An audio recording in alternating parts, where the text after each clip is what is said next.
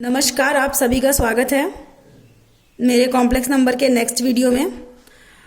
Last class में हम लोगों ने यूलर फंक्शन के बारे में पढ़ा था, Euler form of complex number के बारे में पढ़ा था।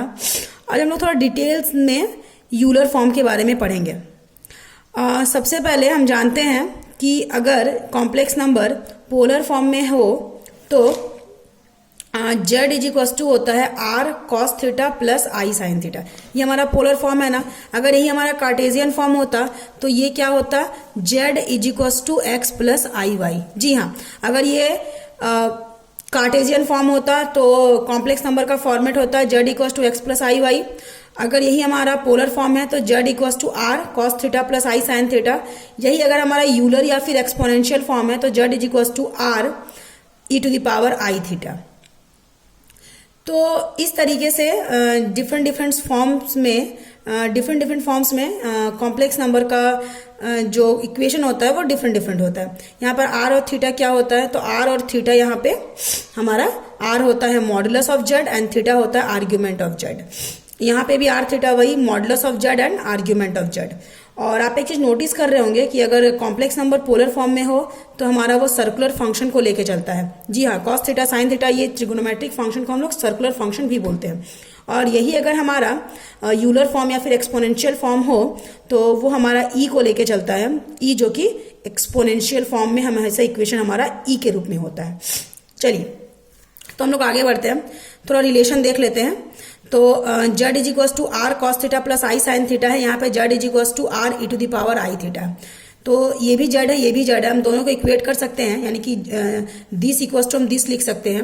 आर आर कैंसिल हो जाएगा, तो आप देखिए एलएचएस का आर और आरएचएस का आर हमारा कैंसिल हो जाएगा। तो इस तरीके से हमें मिलेगा cos theta plus I sine theta is equal to e to the power i theta. इसका मतलब e to the power i theta हम बोल सकते हैं कॉस थीटा प्लस आई साइन थीटा। सिमिलरली अगर हमारा थीटा की जगह में माइनस थीटा होता तो क्या हो जाता, कॉस का कॉस थीटा के प्लेस पे माइनस थीटा, अगेन प्लस का प्लस आई का आई साइन का साइन थीटा के प्लेस पे minus sine theta. It means अगर हम इन दोनों को ऐड करते हैं, ठीक है। अच्छा, एक स्टेप और चले जाते हैं। हम जानते हैं ना कि कॉस माइनस थीटा, ये फॉर्मूला आप जानते होंगे, cos minus theta equal to होता है हमारा cos theta, but sine minus theta equal to हमारा होता है माइनस साइन थीटा। हाँ जी, तो सिमिलरली तो ये हमारा cos theta cos minus theta cos theta हो जाएगा, प्लस आई का तो आई बट साइन माइनस थीटा ये माइनस साइन थीटा हो जाएगा। तो ये माइनस और प्लस मिलके यहाँ पर माइनस हो जाएगा, तो माइनस साइन थीटा। मतलब e to the power i theta equal to this and e to the power minus i theta equal to this. अगर हम इन दोनों को ऐड करते हैं, हाँ जी, अगर हम इन दोनों को ऐड करते हैं तो हमें क्या मिलेगा, तो इन दोनों को अगर हम ऐड करते हैं दिस प्लस दिस, आप देख पा रहे होंगे एक साइन थीटा पॉजिटिव है एक साइन थीटा नेगेटिव है, तो ऐड करने से हमारा ये दोनों कैंसिल हो जाएगा। तो e to the power i theta plus e to the power minus i theta, यानी कि दिस प्लस दिस, ये हमारा क्या हो जाएगा, cos theta plus cos theta, यानी कि 2 कॉस थीटा। जी हाँ, तो इसका मतलब कॉस थीटा का वैल्यू क्या हो जाएगा, ये आपका कॉस थीटा का वैल्यू क्या हो जाएगा, तो आपके cos थीटा का वैल्यू हो जाएगा e to the power i theta plus e to the power minus i theta by 2। तो हम लिख सकते हैं ना, क्या लिख सकते हैं हम लिख सकते हैं cos theta equals to e to the power i theta plus e to the power minus i theta by 2। Similarly अगर हम सब्ट्रैक्ट करते हैं तो उन दोनों को 1 और 2 को, ये हमारा इक्वेशन 1 था और ये हमारा इक्वेशन 2 था। आप इसको इससे सब्ट्रैक्ट कीजिए तो आप देखोगे कि यहाँ पर e to the power i theta minus e to the power minus i theta होगा। ये हमारा एलएचएस पार्ट हो जाएगा। और हमारा आरएचएस पार्ट क्या होगा, तो हमारा आरएचएस पार्ट हो जाएगा, ध्यान दीजिएगा यहाँ पर कॉस थीटा प्लस आई साइन थीटा में हम माइनस करेंगे कॉस थीटा माइनस आई साइन थीटा, तो ये माइनस हो जाएगा और ये प्लस हो जाएगा। तो ये माइनस और ये प्लस, तो ये दोनों हमारा कैंसिल हो जाएगा ना, plus cos theta minus cos theta, और ये i sine theta plus I sine theta, it means क्या, 2 आई साइन थीटा। इसका मतलब जब हम इसको इससे माइनस करते हैं तो हमारे यहाँ 2 आई साइन थीटा। इसका मतलब साइन थीटा इक्वल्स टू क्या, तो साइन थीटा का value e to the power i theta minus e to the power minus i theta upon 2 i. जी हाँ, तो ये हमारा साइन थीटा का वैल्यू है। तो इस तरीके से हम लोगों ने कॉम्प्लेक्स नंबर और पोलर फॉर्म और यूलर फॉर्म दोनों का यूज करके हम लोगों ने कॉस थीटा और साइन थीटा का वैल्यू निकाल लिया। अब हम लोग थोड़ा सा देखेंगे हाइपरबॉलिक फंक्शन। आप एकदम नया है एक term hyperbolic function. Hyperbolic function किसको बोलते हैं, तो हाइपरबॉलिक फंक्शन जो हमारा, जैसे ये सर्कुलर फंक्शन है, cos theta, sine theta, tan theta, cot theta, आपका कॉसेक थीटा, सेक थीटा, ये सारे आपके सर्कुलर फंक्शन है। जी हाँ, हाइपरबॉलिक फंक्शन किसको बोलते हैं?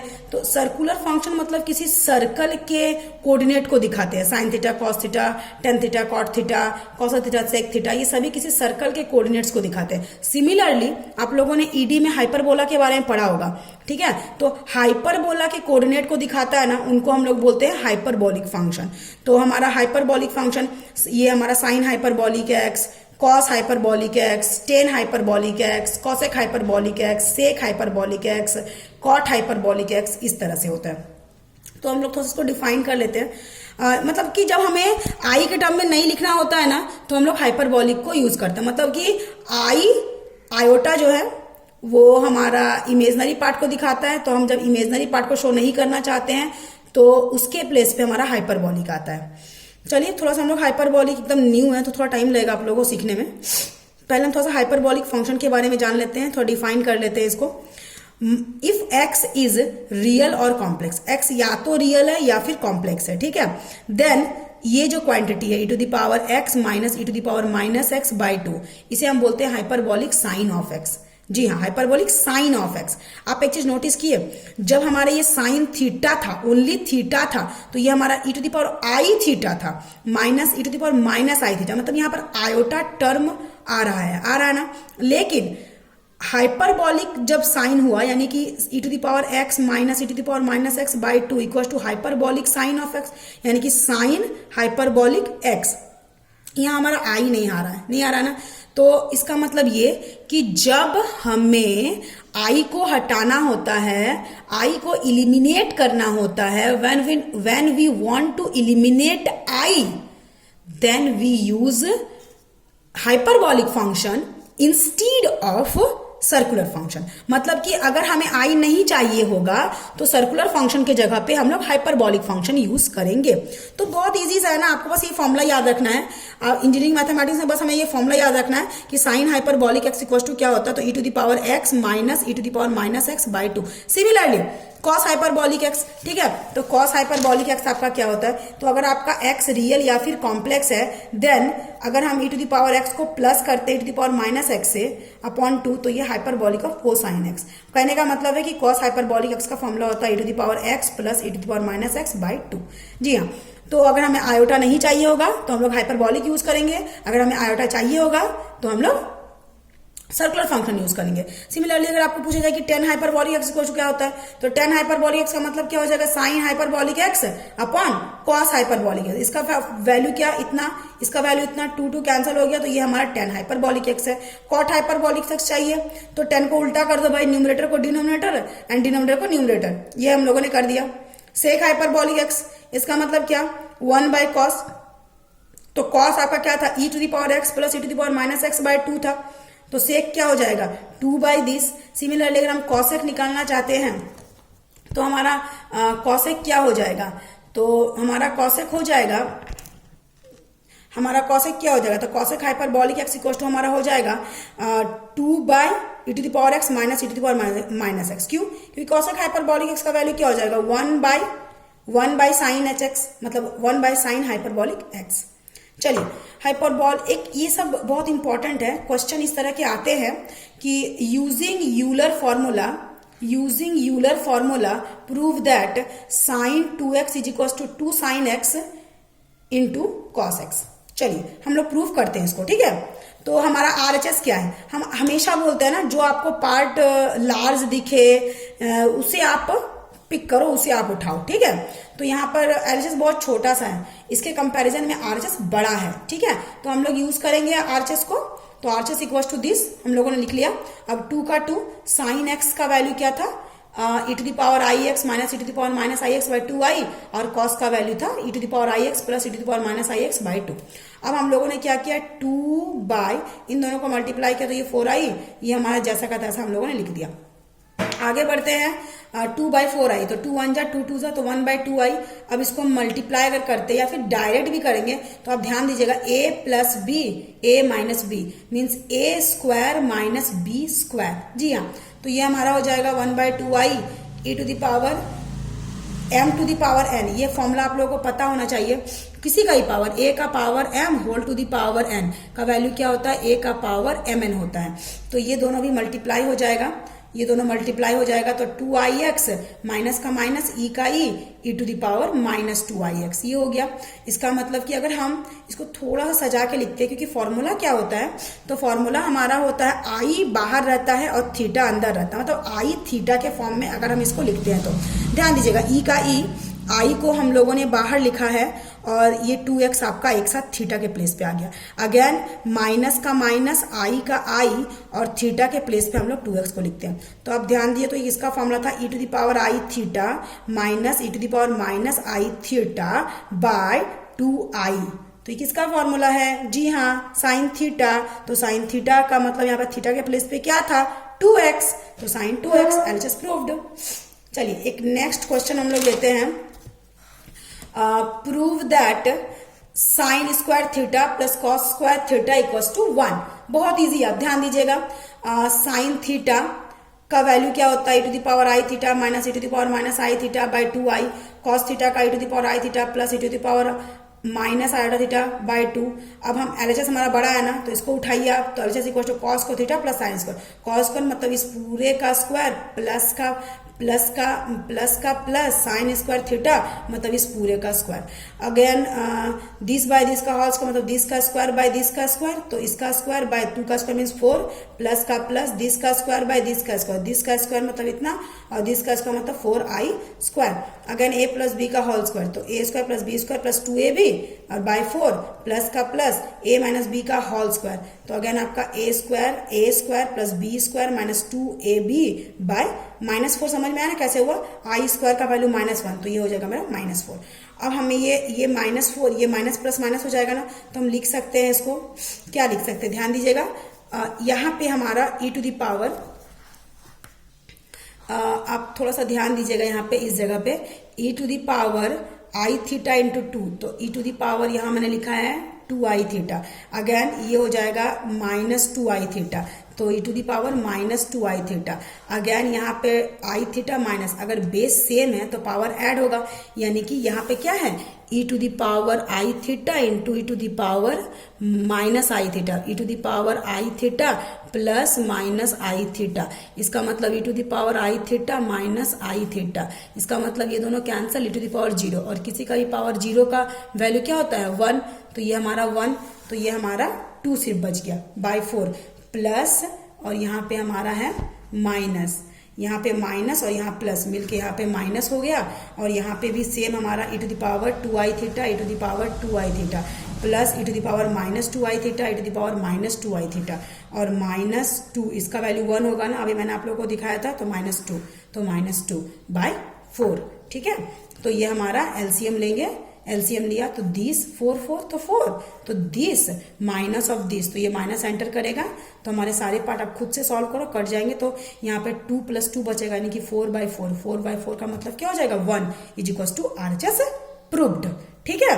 अब आप लोगों को एक होमवर्क है, आप लोग खुद से सॉल्व करो, prove that 1 + tan square theta = sec square theta. Easy है ना, आप एलएचएस इसको उठाना, जी हाँ आप इसको उठाओगे क्योंकि ये हमारा बड़ा पार्ट है, और tan थीटा का वैल्यू क्या हो जाएगा, tan थीटा का वैल्यू क्या हो जाएगा, तो हम जानते हैं tan थीटा = होता है sine theta by cos theta.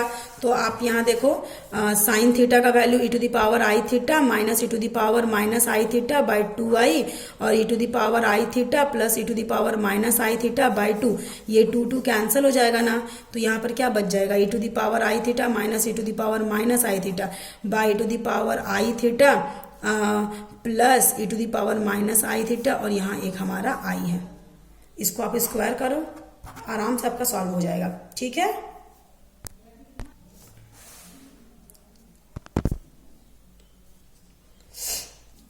एक टॉपिक है हमारा डी मॉवरीज थ्योरम, ये बहुत ही इंपॉर्टेंट टॉपिक है आपका डी मॉवरीज थ्योरम, ठीक है। तो चलिए हम लोग डी मॉर्विस थ्योरम के बारे में थोड़ा सा जानेंगे, डिटेल्स में भी जानेंगे इसके बारे में हम लोग।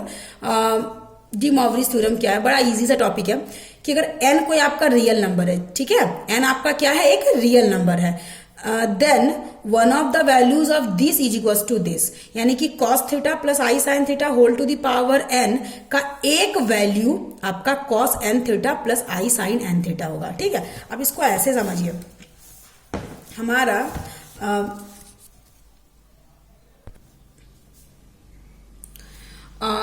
cos theta plus I sine theta whole to the power n, इसका एक वैल्यू आपका हो जाएगा cos n थीटा प्लस आई साइन n थीटा। आप यहां देखो ना, टू द पावर n है, मतलब इसके n वैल्यूज निकलेंगे, उस n वैल्यूज में से एक वैल्यू आपका ये होगा। ठीक है, तो यही आपका डी मॉर्विस थ्योरम है। चलिए एक थोड़ा सा कोई भी एग्जांपल लेते हैं, जैसे मान लीजिए cos theta plus I sine theta whole to the power 2 है। ठीक है, तो इसका एक वैल्यू cos 2 थीटा प्लस आई साइन 2 थीटा होगा। सिमिलरली अगर यहाँ आपका होता cos theta plus I sine theta whole to the power suppose 10, तो आपका क्या होता वैल्यू, cos 10 थीटा प्लस आई साइन 10 थीटा। ठीक है, ये दोनों हमेशा सेम रहता है क्योंकि यहाँ पर 10 है, तो ये दोनों थीटा भी मल्टीप्लाई हो जाएगा 10 से।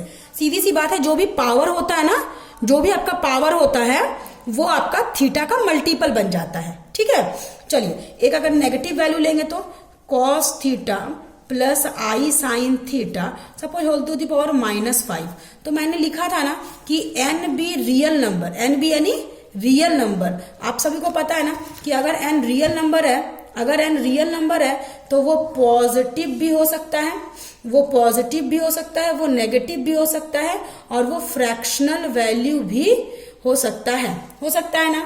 यानी कि अगर -5 होगा तो भी सेम होगा, cos, ध्यान रखिएगा -5 है तो ये -5 इंटू थीटा प्लस आई साइन -5 इंटू थीटा, तो cos माइनस थीटा से कोई फर्क नहीं पड़ेगा, ये हमारा cos थीटा ही हो जाएगा, but sine minus theta minus sine theta, तो ये माइनस प्लस माइनस आई का आई और ये हमारा साइन थीटा, इतना हो गया। अगर ये फ्रैक्शनल वैल्यू होता तो suppose cos theta plus I sine theta whole to the power होता, मान लीजिए 5/2 अगर होता तो कोई दिक्कत नहीं है। यदि n का वैल्यू क्या बोला था, रियल नंबर, रियल मतलब पॉजिटिव भी हो सकता है, नेगेटिव भी हो सकता है, फ्रैक्शनल भी हो सकता है, तो इसके लिए भी ये लाई करेगा कि इसका one of the value of this will be cos 5/2 theta plus I sine 5/2 theta. De Moivre के कुछ रिजल्ट्स हैं जो कि बहुत इंपॉर्टेंट है, थोड़ा आप ध्यान दीजिएगा, इस पर बेस्ड जो एग्जाम में क्वेश्चंस भी आते हैं। पहला रिजल्ट हमारा है cos थीटा 1 प्लस आई sine theta 1 into cos theta 2 plus आई साइन थीटा 2। आप इसको एक्चुअल मल्टीप्लीकेशन से मल्टीप्लाई भी कर सकते हो। एक्चुअल मल्टीप्लीकेशन मीन्स व्हाट, आप इसे पहले इन दोनों से मल्टीप्लाई करोगे, फिर इसे इन दोनों से मल्टीप्लाई करोगे। ठीक है, मैं आपको डायरेक्ट रिजल्ट बता देती हूँ।